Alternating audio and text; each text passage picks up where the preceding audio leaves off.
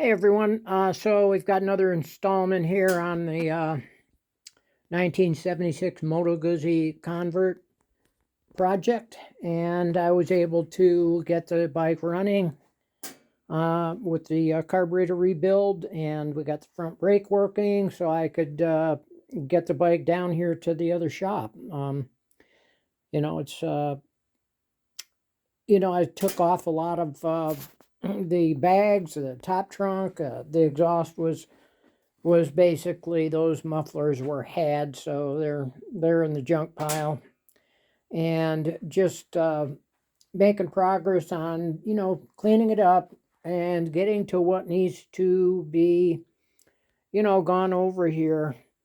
And I got the starter and kill switch installed. Of course, we've been through the brake master cylinder, and of course I rebuilt the one front brake caliper with the new lines. And so, but a couple of things become obvious with bikes when you start working on them. And one thing about this bike is it did sit outside and take a little bit of a beating from the weather. But as I said before, the mileage on the bike is fairly low. And you can, for instance, if you look at this brake pedal, there's almost nowhere on the brake pedal, the rear brake pedal. And I had another convert that I got from a guy, and the odometer was showing 19,000 miles on it, and he claimed that it was an honest 19,000, but you can tell that it wasn't, because the brake this pad that's on the brake was completely worn out. I mean, there was hardly any tread left to it at all, and so it was definitely 119,000, but there's very little chance that had been replaced here. And you can tell by other things on the bike that it is a fairly low mileage survivor. I mean, other than sitting under the tarp out under a bike cover out in somebody's front lawn. You'll have to excuse my speech a little today. I had some teeth pulled, but anyway, so you can see some animal was taking refuge under the bike tarp. I don't know if it was a cat or a coon or whatever it is, but now I'll probably pull the carburetors off again so I can get at the transmission lines. And as I was saying, some of the transmission lines need to be replaced. And not only that, it just so I can get in here, degrease it.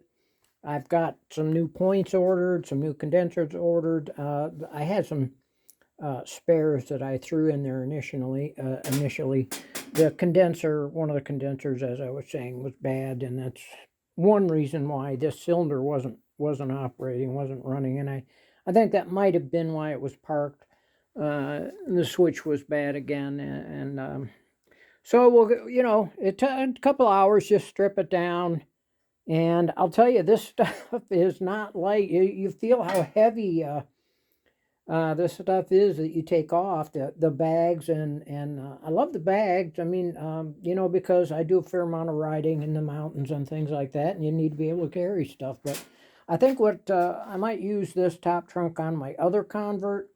And I don't know, I'm thinking of just kind of going with a stripped down version of the convert, because I have another one. I've got other bikes with bags so I think maybe you got to look for a direction to go with some of these bikes.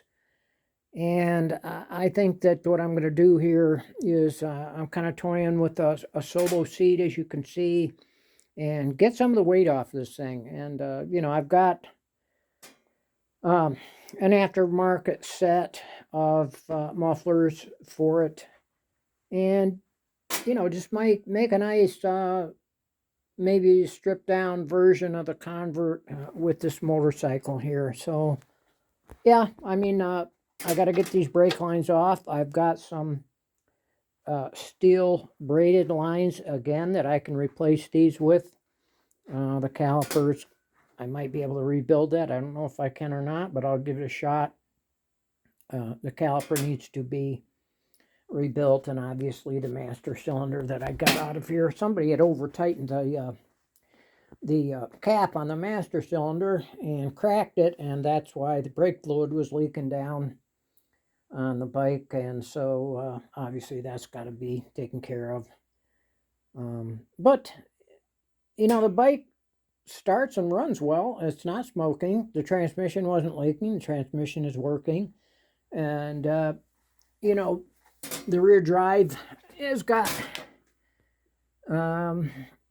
it could either be leaking from the drain plug, or it could be the rear seal. But the point I'm making is that it got enough gear oil on the rear wheel that actually these stainless spokes and the rim can be cleaned up. And I'm not too worried about making this thing looking perfect. But I mean, the rims, the spokes are actually in better shape than I thought, and I can clean the rims up, and of course I'll have to true those spokes up and make sure they're all free, make sure the nipples are free, so I can it's amazing how many people will ride their bikes forever and never even consider you know, tightening the spokes and retruing the wheels. But anyway, it's a good idea to do that. You know, it affects handling, it affects a lot of different things, but most people, they just don't they don't consider it. But I took the rear. This has a rear brake caliper on it, as I was saying in one of the other videos. It has a cable operated system where when you kick the kickstand down, it actuates a cable, and then the rear brake is on. But I mean, in honesty, I have it on my other bike, and I mean, I don't plan on parking it on any steep slopes. I mean, I've never really found, I mean, it is handy. I'm not going to say it's not. Sometimes it is handy, but I don't think I'm going to go with it on this bike. I don't know. We'll see. I just stripped it off of there, but yeah, I had this old Solo seat around that I took off of. Let's see now. It was on Moto Guzzi Nuovo Falcone that I had. I've got some, there's a video on YouTube about, well, there's a few of them on there with the Falcone on there. And I just had, I had that seat laying around that was spare from that. So I don't know, we'll see. We might be able to use it on there as well, but that's where we are now. I had to put a new ignition on it, and it came with, there was no ignition or keys.